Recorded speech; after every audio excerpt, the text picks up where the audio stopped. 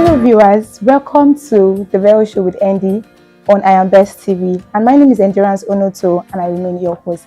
There's been a lot of controversies going on about gospel artists featuring secular musicians in their songs, and also gospel artists leaving the church to sing secular songs. So we're going to be discussing about these controversies with our guest today. So our guest for today is Minister Gbenga Igwe, a lover of God and a renowned gospel singer. So sir, please can we meet you? Okay, my name is Gbenga Lifted Igwe. Okay. I'm a music minister. I also do business, basically. Oh. So I'm married to one wife and three lovely kids. Oh wow, Yeah. That's great. Okay, so most of us don't know you are into business. So can you just tell us what kind of business you do and all? Okay, I actually work with a firm that deals on consumer goods, Okay. Unilever products, Nestle products, and all of that. So we supply to people and they resell. Okay. All right. Thank you so much. So You're let's welcome. dive into the topic of today. So Okay. we're talking about these controversies between gospel musicians and secular world. Do you think it's actually right for a gospel singer to feature a secular artist in a song? And most people say it's a way of evangelism. Do you think it's right? So how do you what do you feel about it? That's actually a very sensitive question, but I'll start with this. The word secular, it's actually what we should first look at, because basically when people hear secular musicians or secular, we do secular jobs, for example. Yes. Bankers are secular job workers. Yeah. So the word secular in itself doesn't connote bad, and quotes. Depends on, in the context of what we're looking at, depends on what the singer, the content of what the singer is singing in his or her songs. For example, we have someone like, sorry to mention him, Timi Dakolo sings secular songs. And most of his songs is centered around love. You know, love. People, you can, it's not really morally wrong songs. Do you understand? There are songs that edify, even if Christ is not being mentioned in the song. So that's still a secular song. And we have the likes of Wizkid, the likes of them sing secular songs. So when we're coming back to your question, that is it right or wrong for a gospel music minister to feature a secular singer? Now, the first thing is, how dirty or how morally right is this secular person or secular singer? Do you understand? Now, we have two kingdoms. For example, for gospel music ministers, what propels our song is the Holy Spirit. Do you understand? Now, if you're a secular singer and you're a church person, like I cited an example, Timi Dakolo is a church person. I know he used to be at House on the Rock. I think now he's at Logic Church or so. Featuring someone like that might not really raise an eyebrow, because people know that basically this guy, despite the fact that he sings secular song, the lyrics, the content are neat. Do you understand? So you can be sure that that same vessel or that same person has the Holy Spirit. But when you have someone sings vulgar songs, dirty songs, you know, songs that centers on drugs, sex, which is antichrist. Do you understand? Then there's actually bound to be controversies from our kingdom, because we feel that if this is Christ, or if it is a song centered on Christ, the Holy Spirit has to be the one influencing it. So if we've known you to be someone that sings a dirty song, then coming to now identify with that name, Jesus, do you understand? Then there might bound to be a lot of eyebrow, like, we don't think this is right. However, there's actually a place in scriptures that in Hosea, that that God commanded a prophet to marry an harlot. Do you understand? Now, if that should happen in this present contemporary day, you know, a lot of people will say, Jack, like, what is this? So in that case, the sovereignty lies with God, because the truth is there are actually times that it can actually instruct someone, but it's in rare cases. Do you understand? It's in rare cases where you have somebody just feature a secular artist, a dirty secular artist. Do you understand? And you're saying, okay, it's God that led me, but it's actually between you and God, because we are not there. but it's in rare cases. That's my opinion. You Okay. understand? Yeah. All right. Thank you so much. So, if I would get you right to say, not all secular songs are actually bad. Yes. Okay. So there's some kind There's of. even this guy, Tosin Martins. Olomi. Yes, Yeah, yes, that's a love song. yeah. He's a church guy, but he sings secular songs. Yeah. Do you understand? So it has to do with the context or the content of that song, or what we know that person for. That's actually what determines how people react to who you're featuring on a particular song. Then also, let me say this lastly. You know, the motive also matters. Do you understand? Because the truth is, a lot of, and quote, our gospel singers now do this for fame, to chase clout, to get contents. Now, if those are the motives, then it is a no-no. Okay. A no-no. Yeah, but if it's still to reach God's people, and you're sure it's God leading you to this particular person, despite the fact that it's a secular. Take for example, if Ducey comes out tomorrow morning and says, God says I should. Do you understand? Yeah. The fact that we know him, we have a track record of his person. You know, the kind of eyebrow we see might not be that of probably another person that we know, like, okay, this person has a maybe shaky behavior or whatever. Do you understand? Yeah. So that's that. But so basically, I just feel featuring a secular artist is not really the thing. It's just the fact that what is the content? What have we known this secular person for? Do you understand? Because for us, the Bible says, "Do not be unequally yoked with unbelievers." Do you understand? So now, so the word unbeliever means somebody that's antichrist. It does something contrary to God's will. Do you understand? So, but there are secular people that they are still church. They are still churchy. Sorry, they're still in church. The Holy Spirit still controls them. And so we don't have issues with such. All right. Thank you so much. So, okay. So, what about instances where gospel artists are leaving the church? Take for example, in fact, we have a lot of them. Let's not even talk about instrumentalists that leaves the church and then go into the secular world to like relate to the secular. What do you think went wrong in that situation? Okay, I'll talk from experience because I'm not an instrumentalist, but at least God has helped me for several years. I've been in this industry, gospel music thing. You know, one major issue with the church is the fact that we don't encourage our own. Now, encouragement doesn't have to be money, and that's where a lot of us miss it. You know, when you talk about people leaving the church, maybe because they like money or they love money, you find that a lot of them, it's not even the money, it's the fact that they need care. You know, take for example, you have somebody that is a worker in your church, and maybe once in a while, you just, how you doing? Or maybe he's a student, how you doing? What about academics? You know, or possibly, when are you going to wax your album? You know, now the person feels concerned, like, okay, this man or this woman, the leadership of the church are concerned about my growth. I was in a church in town. I used to be in my Tama.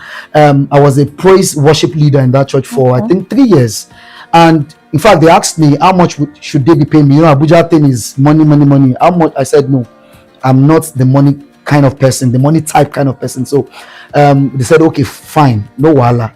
Let me just start. So I started with them. I was there for 3 years. The truth is, they were not paying me like on a salary base or monthly base, but the pastor was so good. Like after Sunday service, he can just reach out to me like, Benga, come.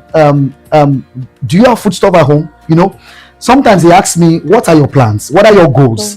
Now, in fact, when they changed, because they had to move him to another, you know, Redeem. They had to move him after certain years to another parish and all of that. I felt terrible because we built a bond, not on money, but on the fact that this man cares about me. So most of our church guys or instrumentalist singers, they just need more attention.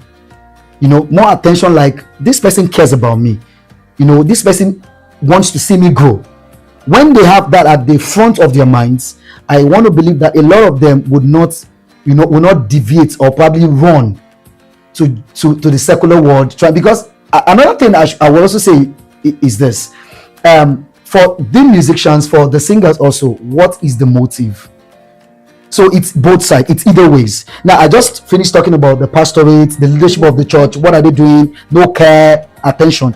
But also, if basically your motive for going into music, in the church, is to serve God, is to glorify Jesus. Now, somehow you'll be able to withstand all these shakings. For example, somebody is not giving you attention. With time, you'll be able to grow stamina, like God is the focus, Jesus is the center of attention. Do you understand? But because a lot of us too, we go into this music thing, singing thing in church because we either needed platform so that people would know me, yes, let me start from church. People do concerts and all of that, so they will know me. Now, once you are not seeing those attention, you're not seeing those, then the person leaves, which is also a wrong motive. Yes. So that's why I said it's actually either ways. But for the church, I feel lack of attention, lack of proper care, lack of checking up on your own, proper tutelage is one major factor why people are leaving to join the secular, because there what they get is money. Money, they introduced to drugs and all of that, but they actually show, like, okay, when they go secular, the attention they're seeking for, and the devil is so cunning. Once they go into that secular thing, that fame they want would come, but it's just temporal. So that's just it basically. We'll go on a short break. It's still the Veg Show with Andy on I Am Best TV, and we're going to be back very soon. Stay tuned.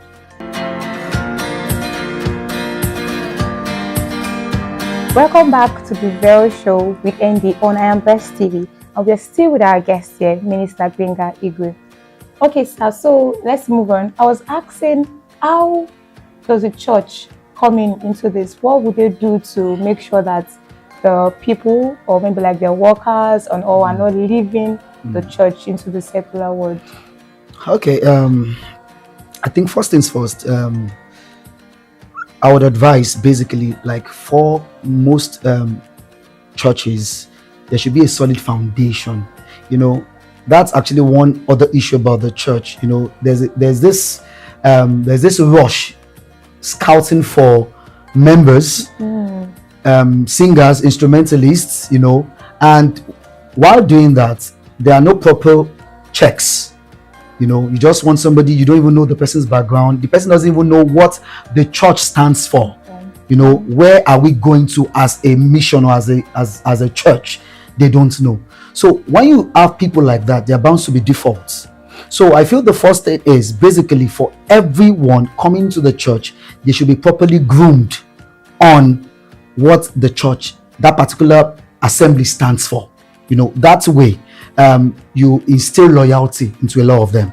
That's number one. Then number two, like I said earlier, there should be proper checks, welfare, on the supposed singers and musicians. Basically, when they feel loved, when they feel you appreciate them. Sometimes it might not even be the big money. It might just be, okay, God bless you, maybe a little token. Once in a while, the person feels, wow, what I'm doing here is appreciated. You understand? Then recommend them. For most of our pastors, they have links to other platforms.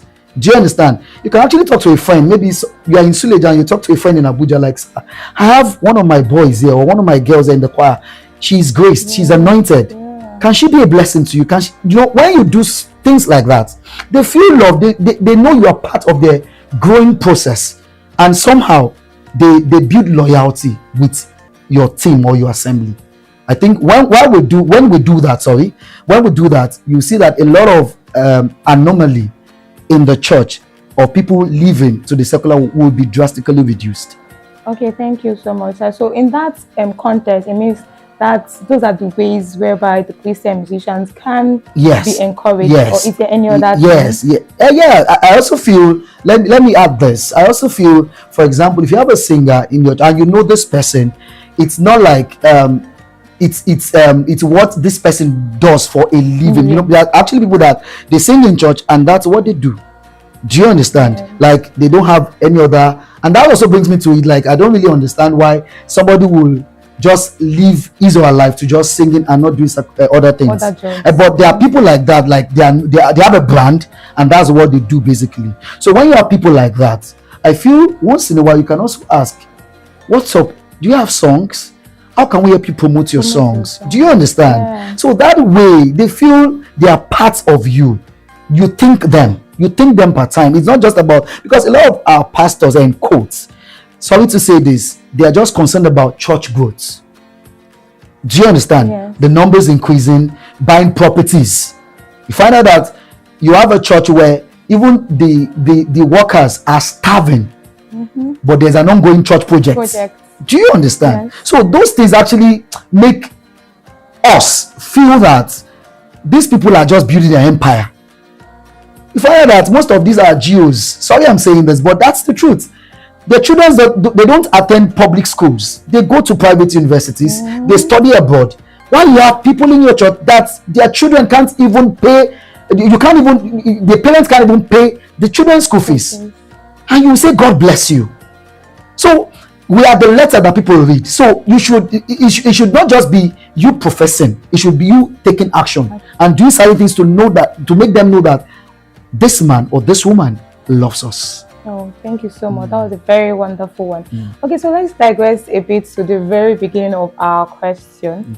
Okay, so there was this propaganda that came up one certain time like that about a renowned gospel musician that everybody knows about. Everybody knows him, that is renowned, he sings for God, and then featuring someone that everybody also knows that this one does not even carry Christ, doesn't even do things of God and all, in a would I say a live video, a live show, and the other person was now doing something contrary to what we know that what we believe. So in that take, well, what would you say? Would you say he was actually doing that for evangelism to bring the other person to Christ, or what would you say about that scenario? Okay, I'll be so brief on this. I wouldn't want to condemn anyone, but I actually watched that video. Basically, I, for one, what I saw that was actually wrong on that video was the fact that the young guy was making mockery of a sacred weapon of worship, speaking in tongues and all of that. You know, those are things we hold in high esteem. For example, when we worship, you speak in tongues, you know, power is released, things happen, atmosphere change, situations change. You know, you now find out that someone of the secular world was making mockery, because it looked like a mockery to me. Do you understand? So that was just if it was a live worship session and the young guy is worshiping, there were no jokes about it. Sincerely, I don't have an issue with that.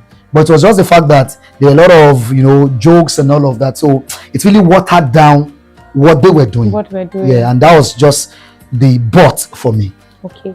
All right. Thank you so much. So, as a renowned gospel musician, a gospel artist. Renowned, wow. Yes. You are, of course, you're renowned. So what is your advice? What advice would you give to young, promising, upcoming gospel musician that wants to be like you and other gospel artists? Okay, I will say this in briefly, sorry. The focus has to be Jesus.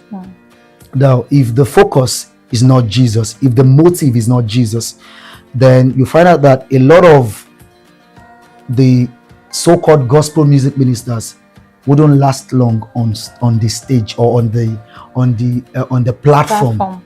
Yeah. Why did I say that?